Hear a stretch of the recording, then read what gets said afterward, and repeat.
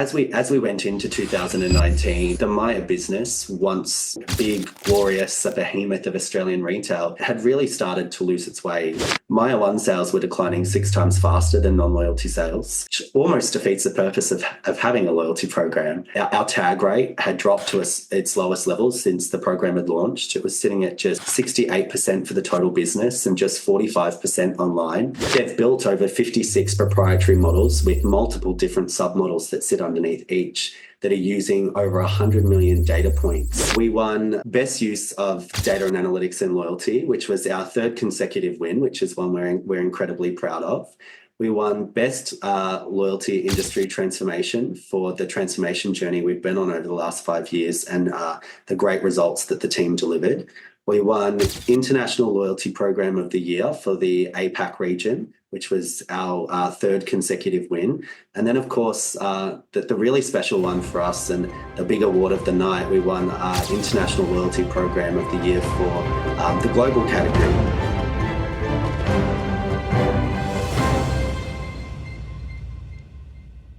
This show is brought to you by Comark, the global loyalty partner trusted by enterprise brands in over 50 countries.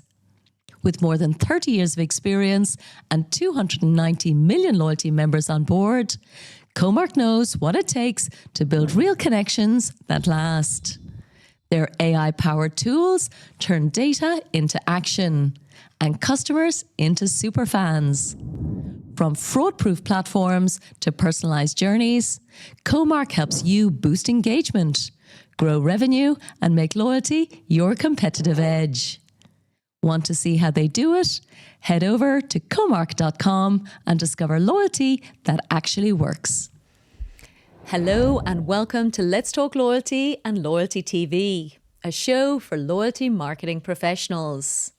I'm Paula Thomas, the founder and CEO of Let's Talk Loyalty and Loyalty TV, where we feature insightful conversations with loyalty professionals from the world's leading brands. Today's episode is hosted by Amanda Cromhout, the founder of Truth, an international loyalty consultancy.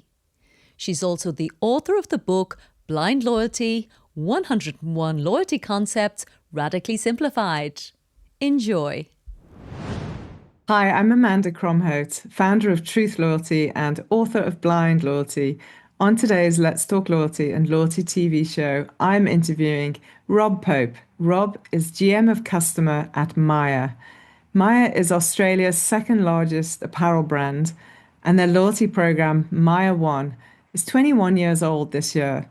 But most remarkably, Myer One is the most decorated, most awarded loyalty program from the International Loyalty Awards this year. They walked away with 4 awards, but most notably, the Global Award, Best Program in the World. So what a privilege to speak to Rob. He talks through the transformation Myer One has been through over the last 6 years and the results that his team of 80 individuals deliver. And it's described as, Myer One is described as the beating heart or the engine room of the organization.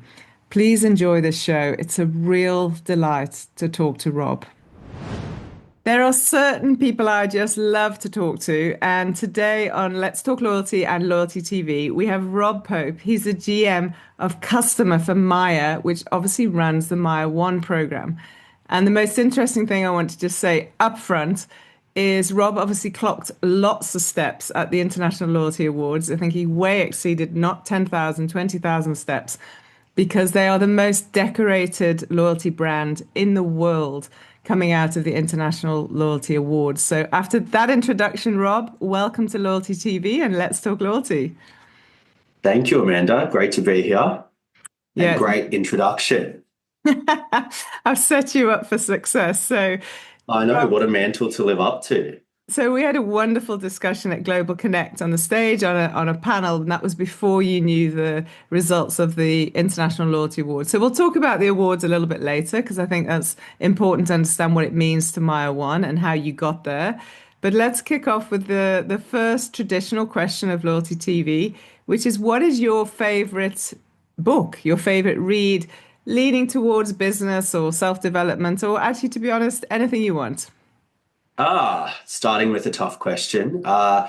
Look, there's so many, but the one I always come back to is Gifford Pinchaw's seminal book on entrepreneurship, which is called Why You Don't Have to Leave the Corporation to Become an Entrepreneur.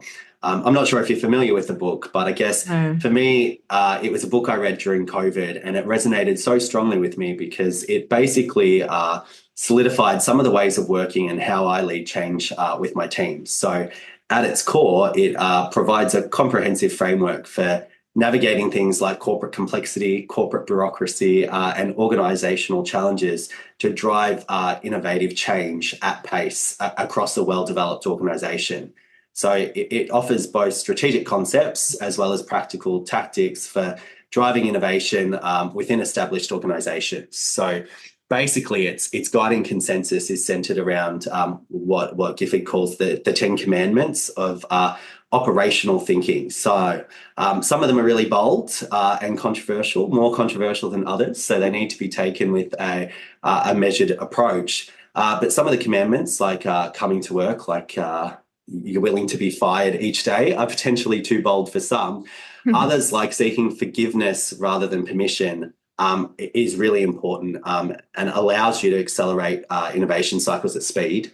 But others, like working underground as long as possible, which basically teaches you how to protect fragile ideas or new innovations until they're strong enough to survive corporate scrutiny, provide a new way of thinking, and shepherding radical or innovative change through established structural organizations. So basically what it does at its core is it encourages those with an entrepreneurial spirit to embrace rather than fight bureaucracy, and teaches how to basically work around it by finding sponsors within the business, building coalitions across the business, and making sure you're timing your initiatives strategically to make sure you can shepherd them through the change in the organization.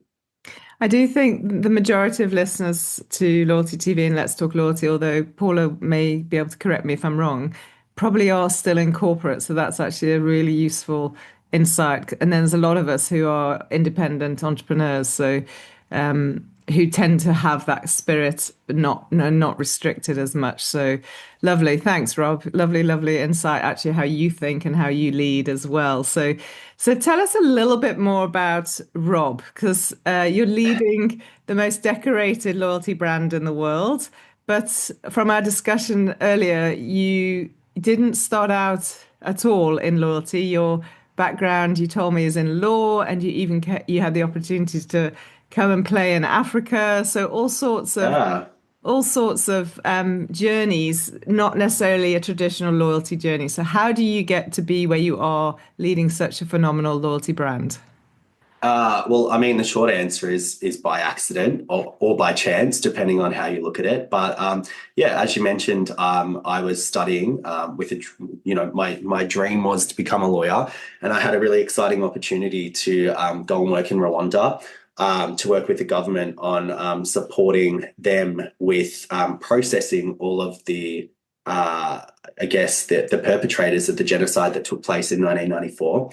And just before I went off to do that, I had a opportunity to go and do what was sold to me as a short-term project down in the head office at Myer, working on the loyalty program for 3 months. And I'd been working at Myer while I was studying, working in our store in Melbourne. And it was led by this incredible woman who led the region. Slightly terrifying, but also incredibly inspirational.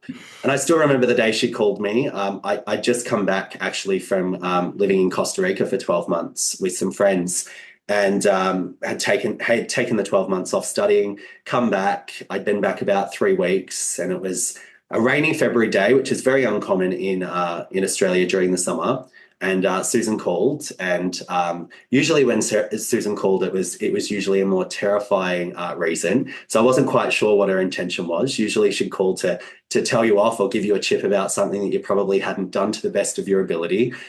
So I approached the call with trepidation, but I answered the call, and she just basically said to me, "Look, there's an opportunity to go and work on this exciting loyalty project for 3 months, and I would like you to go down and do it. I was pretty hesitant at the time. I remember saying to her, look, I've just gotten back from taking a break from my studies. I'm going to Africa later in the year, and I really want to devote all of my time and my attention and energy to seeing that through. And I'll never forget her very bold response to that, which was basically, I won't accept no for an answer.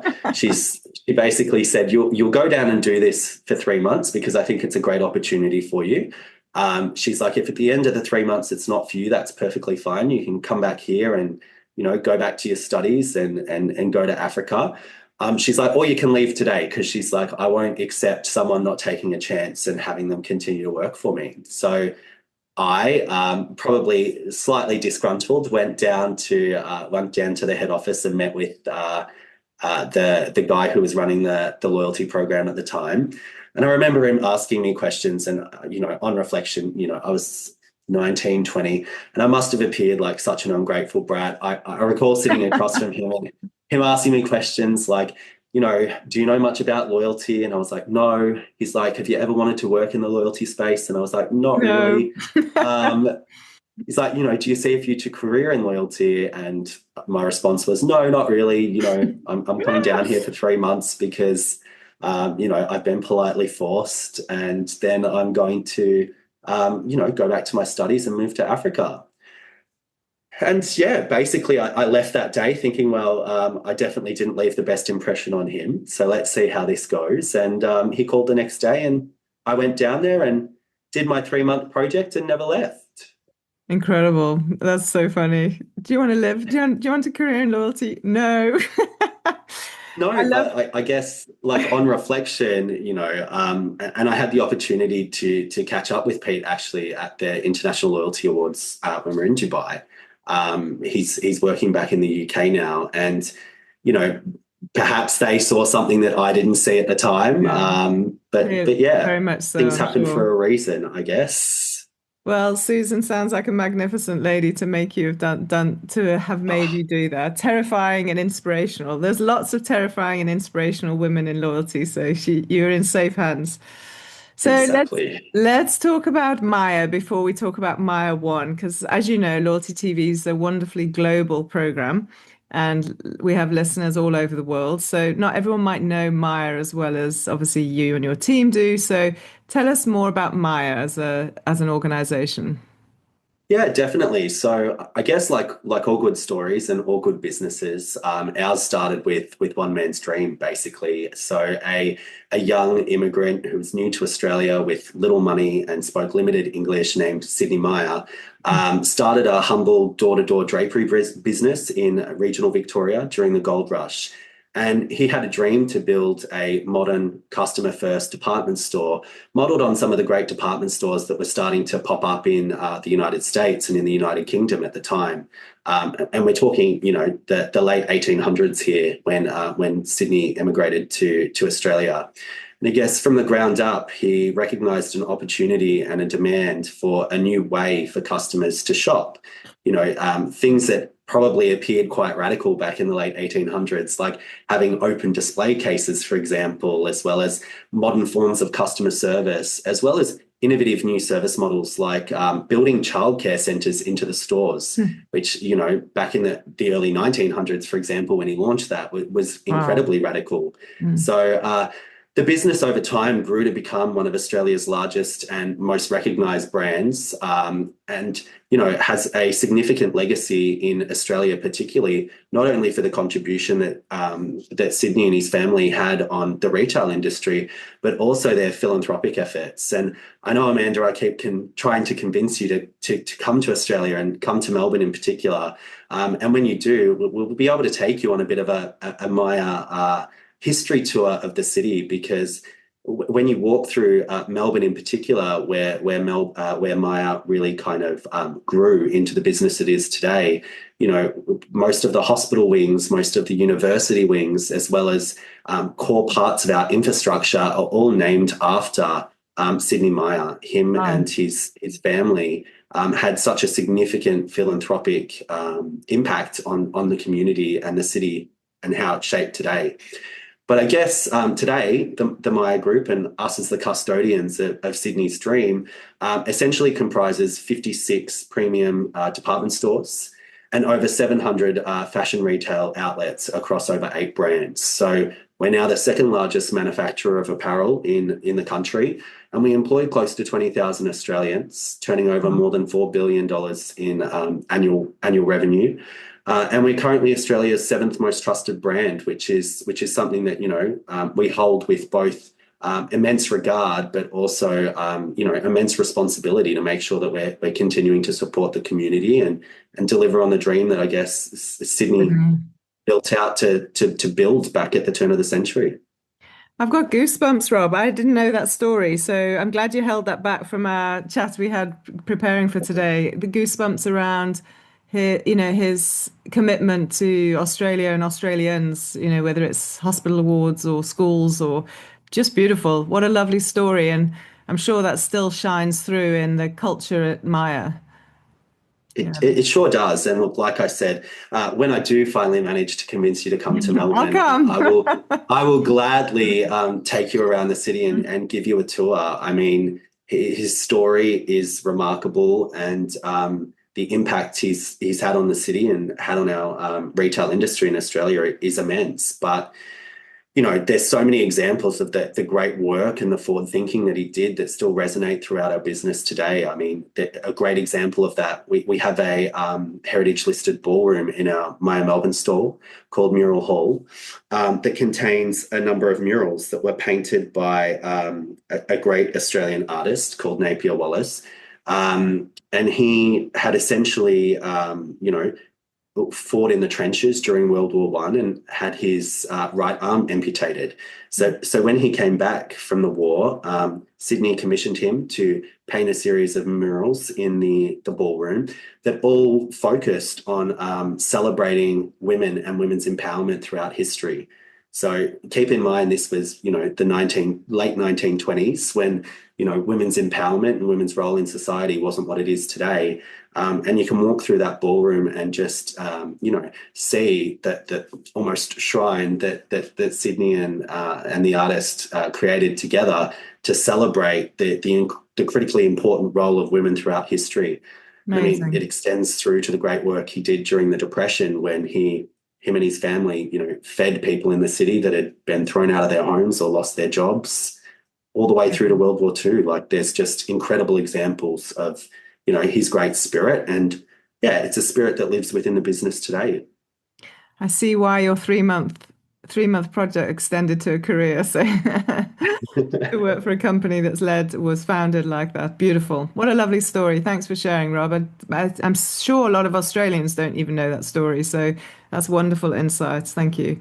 So we're going to talk now about Myer One. And I admitted to you in Dubai when we were about to go on stage for our panel that I have a loyalty crush on Myer One. And I've been working in this industry for many, many years and use Myer One as a program as example of absolute excellence for various reasons.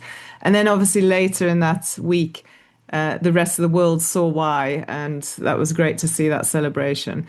So rather than me try and keep bigging up why Myer One is so well celebrated, tell us about it.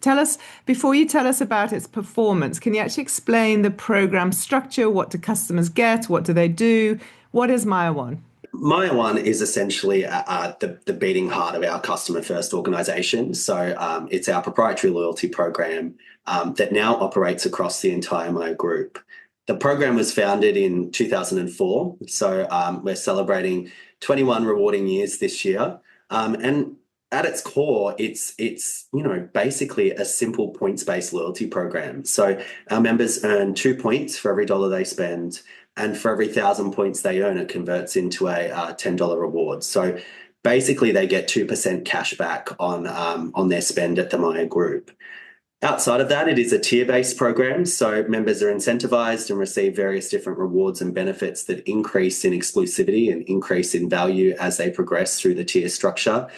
We have 4 tiers, starting with our base member tier, moving up to silver, gold, and then our platinum tier, which is by invitation only for our top 3,000 spending members. I mean, I think it's so important for everyone to understand the structure of a program to then understand what else you want to say about it.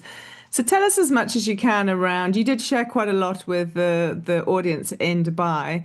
Tell us as much as you can around the performance of Myer One and its impact on the Myer business.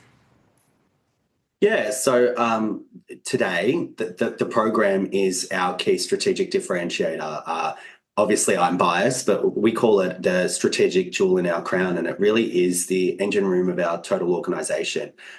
It informs the decisions that we make across our insight-led organisation. It informs how we support, communicate, and engage with our members. But most importantly, it drives our long-term strategic goals and focus. But I think as we discussed, Amanda, it hasn't always been that way. And I think that the loyalty program and the important role that Myer One plays in our organisation today, hasn't always been the case and has been the result of years of tireless work from our incredible loyalty team and from, having incredible support from our board and our executive leadership team to place not only the customer at the centre of our business, but also our loyalty program. So we talk about our latest transformation journey. As I'm sure you can appreciate, the business is now 125 years old, so it's seen a lot of change and a lot of transformation. But we talk about the most recent transformation occurring back in 2019. So as we went into 2019, the Myer business, once big, glorious, a behemoth of Australian retail, had really started to lose its way. We'd been through successive leadership changes. We'd undulated from various different strategies, and during that time, we'd really lost sight of who our consumer was.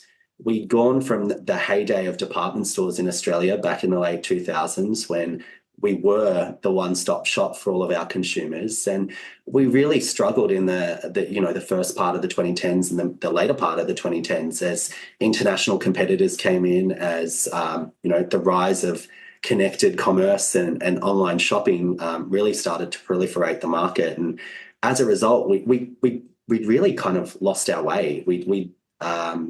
We tried to go really high end, and during that journey, isolated our core customer, and we'd also tried to undulate to the other end of the market, where we really focused on discounting and going a little bit more down market, which naturally also isolated our customer.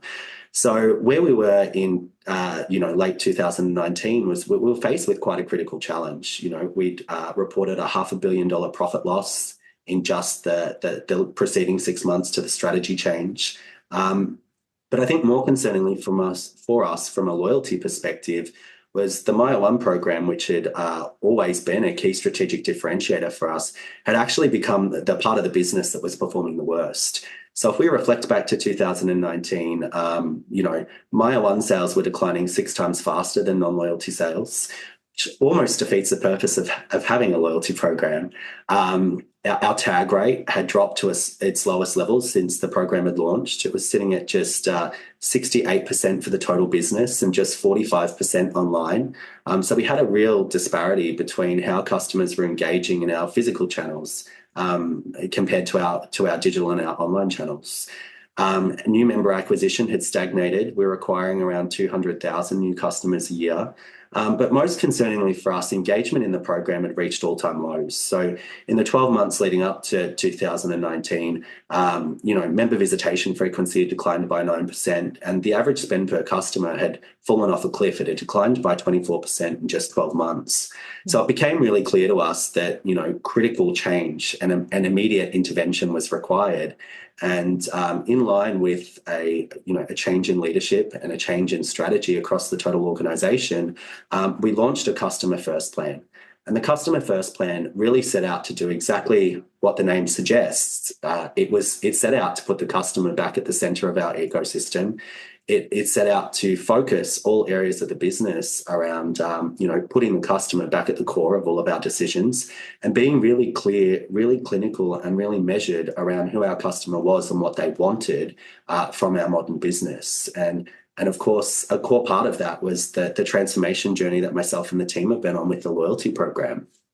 So for us, that started with putting the customer back at the center of our ecosystem. So understanding what it was that the customer wanted from the loyalty program, where their pain points were with the loyalty program, but also what they wanted from us, what they wanted from the team, and what they wanted from the business.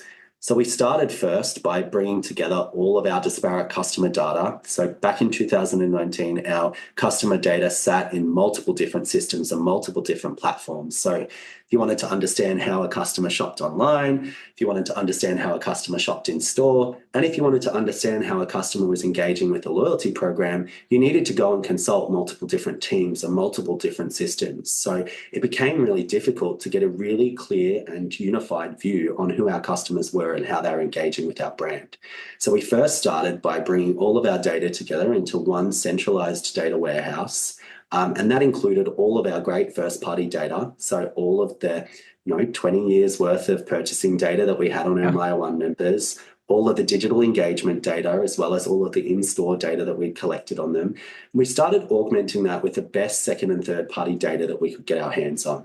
So second party data that gave us access to things like more attitudinal and behavioral data. So we could take a customer like yourself, Amanda, and see new attributes like, what your attitudes were, what your purchasing behaviors were, but also, I guess for us as data people, more interesting data attributes that we could use, like what your household makeup was, what your earning potential was.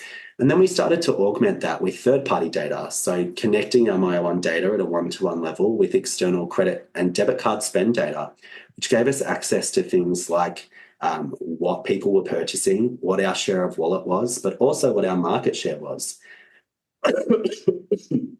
Apologies. And where that what became really helpful for us is we were able to identify where there was opportunities for growth to unlock more value from our customers. So we started to then take all of those great insights we're able to garner on our members. We started clustering them into our what we call our customer value management segments. So grouping customers into cohorts based on the strategic job to do for each customer. So we take our grow cohort, for example, which are our customers that shop less than 4 times per annum and shop in less than 3 categories. Now, they're really important metrics for us because we know if we can get a customer to 6 visits, we know if we can get them to more than 3 categories, their stickiness with our brand increases significantly. So what that segmentation or cohort-based strategy allows us to do is identify a really clear strategic job to do for that customer, which in the case of our grow cohort is to increase their visitation frequency and increase the number of categories that they're shopping. And that manifests all the way up to our what we call our kind of retain and recognize cohorts, which are our silver, gold, and platinum members. And our platinum members, for example, are shopping with us 76 times a year, which is more than once a week, which still blows my mind when you consider we're a department store. How they justify buying shoes and handbags and lipstick more than once a week, I'll never know. But if we had a few million more of them, we'd be thrilled. And we have about an 82% discretionary share of wallet with those customers, which is incredible. So, for every dollar they're spending in the categories and the products that we can serve, they're spending, $8.20 of that at Myer. So the strategic job to do with those customers is to obviously reward them, recognize them, and retain their loyalty. Yeah, amazing. Yeah, Rob, that's a masterclass in change management and data excellence. Honestly, I mean, I don't think anyone listening to how I started this interview with you could believe that in 2019 it was your worst performing department in the organization, and that the organization was suffering and struggling as well. And what you've just taken us through, your customer first plan and the single view of the customer. I mean, there are so many organizations out there who are probably still where you were in 2019, struggling with those disparate buckets of data. And just listening to the commitment Myer obviously made to this is, as I said, a masterclass in change management. So what a privilege, I guess, for you, and what an honor to be at the heart of that. And well done on, you've obviously driven that change. So it's just, thank you for sharing the details of the cohorts and the stickiness after, what did you say, four visits isn't enough, but you stretch them to 6 and you get the stickiness. Like, it's just Yeah. lovely to hear that level of detail. So fantastic. I think everyone's going to be hanging on every word here. So obviously you can't do this alone. And so you very openly talked about what a magnificent team you have, and you shared with me you've got 80 staff. Can you give us a sense of the structure of your organization that delivers such an outstanding customer first strategy? Yeah, of course. I mean, look, as you said, the change in our organization wasn't delivered by us and us alone. I think that the core to our success has really been evangelizing a loyalty first culture across our organization. And that started with, our board members through to our executive management team, all the way through to, our more than 20,000 frontline team members that are serving our customers each and every day. I think evangelizing why loyalty is critically important to them and contextualizing it within their role and the impact they can have was really core to our success. But in terms of our day-to-day team, we sit within a broader customer and experience division, and we're called the customer team, which, sounds a bit strange, but basically our core function is to focus on engaging and extracting as much value from our customer as possible. So we're broken up into a number of different divisions. We have our loyalty team, which is led by the most delightful human alive. Her name's Crystal. And Crystal leads, our multidisciplinary core Myer One team. So her team's comprised of a product team, that are there to essentially create all of the great benefits and deliver all of the great benefits that go out to our customers, and they manage the Myer One product. We then have our lifecycle and engagement team that sit in that loyalty function. Their job is to take the great benefits, the great rewards, and the great experiences that the product team is starting to develop, and they start to build out multifaceted lifecycle journeys and map out how we start to bring those to life for our members, how we start to measure the effectiveness of that. We then have our member experience team who are responsible for bringing that experience to life across our organisation for our members, working back with our store teams all the way through to our event and experience teams to make sure that at every touch point across our members' journey, they are getting a true Myer One experience. And then she has a strategy and commercialization team, which are constantly focused on looking into what the next evolution could look like for the loyalty program, but also as we start to explore commercialization opportunities and the external expansion of the Myer One program, that team are core to helping shape that journey. We then have our customer engagement team.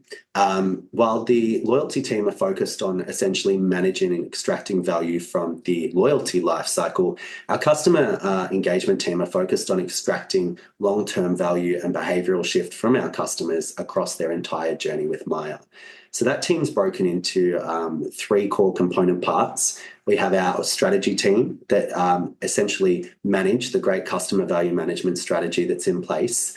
So constantly looking into those cohorts, understanding and identifying where there's opportunity to drive deeper engagement or extract more value.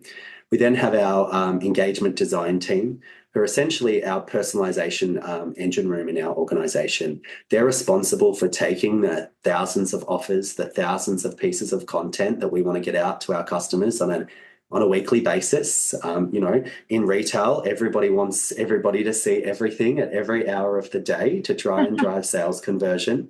The engagement design team are responsible for curating all of the offers, all of the content to make sure that customers are getting something that is contextual, relevant, and personalized to them.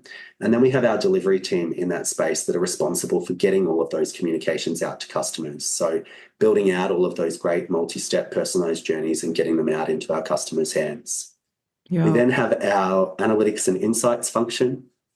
So again, they're really the engine room across our organisation for providing, customer-led insights back into the organisation to inform all of the decisions that are happening across our business. So we have our great campaign analytics team and our reporting team that are responsible for reporting on business performance, reporting on campaign effectiveness, and suggesting optimization opportunities. We then have our insights business partner function. So what we've done in our insights team is we've partnered each of our key executive streams up with an insights business partner.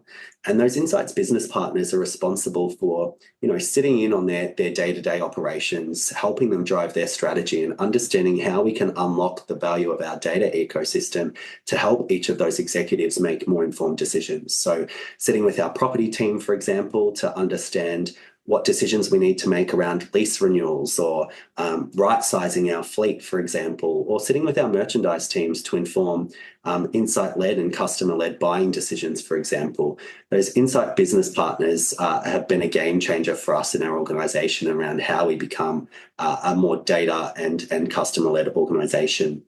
We then have our customer research team that are going out and doing proactive, customer research with our members, but also with prospective customers. So they do everything from focus groups through to surveys to customer shop-alongs, so we can make sure that we've constantly got our finger on the pulse of what's happening with our customers.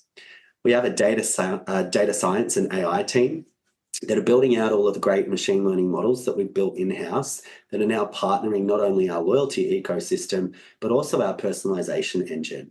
So much smarter than me. They're the geniuses in our group, but they've built over 56 proprietary models with multiple different submodels that sit underneath each that are using over 100 million data points on an individual customer each day to predict things like a customer's propensity to lapse, for example, or what the next best product or what the next best offer might be to serve to that customer based on where they're at in their journey in shopping with Myer. And then we've also got what essentially is a capability and infrastructure team that are managing kind of our data as a product. So working through, how we need to feed all that data in, manage the hygiene of our data, but also making sure that, we're being responsible data custodians. We then have our financial services and partnerships team. There's more. There's more. We've got the financial services and partnerships team, which are responsible for managing all of our financial services products. So all of our white labeled credit cards, gift cards, etc. They manage all of our payments relationships with big scheme partners like MasterCard, Amex, Visa, and Afterpay. They also manage all of our strategic partnerships. So we have some deeply integrated loyalty partnerships with businesses like Commonwealth Bank, which is Australia's largest bank, Virgin Airlines and American Express, that allow those customers to essentially utilise their loyalty currency as a form of tender at Myer. So the financial services and partnerships team are constantly focused on building out new revenue and strategic adjacency streams. And then last but not least, we've got our incredible group operations team led by the very formidable Isabel. Nobody is a more passionate customer advocate than Isabel, but what Isabel and her team are responsible for is essentially managing all of the operations of our group function. So they manage all of the customer service, for example. They manage all of the great platforms and infrastructure that power our loyalty and financial services ecosystem. Plus, they manage all of the bills and the finances and make sure that none of us get arrested or fired for any bad decisions. Most importantly, yeah. Most importantly. I don't think you'd look good in orange, Rob. Oh, you never know. I'll give it a crack. Yeah, I loved listening to how you described the different parts of the insights infrastructure. So I think I shared with you in my previous life at Woolworths, we used to allow our insights team to go and find the diamond in the rough. Just go and rummage in the data and find that insight with the category teams, with the buyers, with the actual merchandise, which was just so amazing to hear you still talk about that now. But I don't think anyone could deny, listening to you today, that Myer One is where it is because to be customer first, it's data led. That's the focus you've got on using your data and producing formidable experiences for A, the customer, but B, commercial return for Myer as a business is obvious. So the marriage between commercial and customer through data. It's wonderful to hear. Unfortunately, we're going to run out of time. I could just listen to you all day because I think any of us in this industry want to hear more about brands that are doing this because often it's just theory and you're seeing it play out in real practice. As a judge at the International Loyalty Awards, we had the honour of hearing you present against some of those structures, the data structure, machine learning capability. So that leads me actually to my next question, to my next point around the International Loyalty Awards. So Yes, we had a big laugh when we were chatting earlier because you shared with me that you even buy a separate suitcase, or you we had to did. buy a separate suitcase to carry your children home, you said. We did. Our precious cargo needed to Yeah. make it all the way back from Dubai safely. And we probably weren't expecting to bring home quite as many awards as we did. And yeah, we had to hop onto Amazon, which crushed my soul a little bit because I refused to shop at Amazon in Australia, of Of course, course. to buy a suitcase to bring them all home safely for our wonderful team who were not all able to join us in Dubai, unfortunately, but were incredibly excited to touch them, feel them, and celebrate when we got them safely back home to Australia. So But I think. can you share with us the four separate awards that you won? Yeah, so we won Best Use of Data and Analytics and Loyalty, which was our third consecutive win, which is one we're incredibly proud of. We won Best Loyalty Industry Transformation for the transformation journey we've been on over the last 5 years and the great results that the team delivered. We won International Loyalty Program of the Year for the APAC region, which was our third consecutive win. And then, of course, the really special one for us and the big award of the night, we won International Loyalty Program of the Year for the global category. So an incredibly exciting award. And for us, a real testament to, well, I guess, the incredible hard work that the team have done over the past 5 years to turn the program around. Yeah. You asked me what it meant to us and what it meant to the team. I think, we often sit in Australia and we run a loyalty program that is incredibly successful and well recognised in our market. But Australia is a small market. And I think what was incredible about the International Loyalty Awards and our opportunity to participate is it was a great reinforcement that the work we're doing is, world class and that the innovation we're driving is world class. We're able to hear from incredible brands with incredible loyalty programs that we look up to and we aspire to, like Emirates, like Tesco, like Accor, but also some of our domestic competitors like Woolworths, for example. I personally think their Everyday Rewards program is one of the best supermarket loyalty programs in the world. So to not only be nominated, but to win against a competitor set like that for us has been an incredible privilege and really humbling, Yeah. for Wonderful. everybody involved. Wonderful. Well, it shows the humility shows as the way you described that. So effectively the most not successful, but the most awarded and recognized program in the world. My last question, as I say, we're running out of time, is what's in the pipeline for Myer One? What can we wait and look forward to? Well, it's going to be a really big year for us at Myer One. There's a lot of exciting change coming. I would describe myself and the team as eternally dissatisfied and incredibly impatient. So we're always looking for new ways to innovate on the program and deliver more for our members. It's going to be a huge year for us. By the time this goes to air, we will have rolled Myer One out to another 700 retail outlets across Australia, giving our members access to earn more rewards faster with more outlets, giving us the opportunity to, engage more Australians. But probably more excitingly for us, towards the end of the year, we're actually going to be relaunching the Myer One program. So we're calling it an evolution, not a revolution, because what we are doing is building on the core strengths of the program, but we're looking to add more rewards, more benefits, and new ways for our members to engage in the program that should hopefully make it even more rewarding and more engaging for each and every one of them. Incredible. Well, everyone listening will be dying to see when that's and how that turns out. So, and I think as we hear from global leaders in any industry, you have to reinvent yourselves while you're on top. So that's great to see. You're not waiting for another moment. Rob, thank you so much for just your humility and your leadership in the loyalty industry and for joining us on Loyalty TV. It's been such a pleasure talking to you. My absolute privilege. Thank you for having me.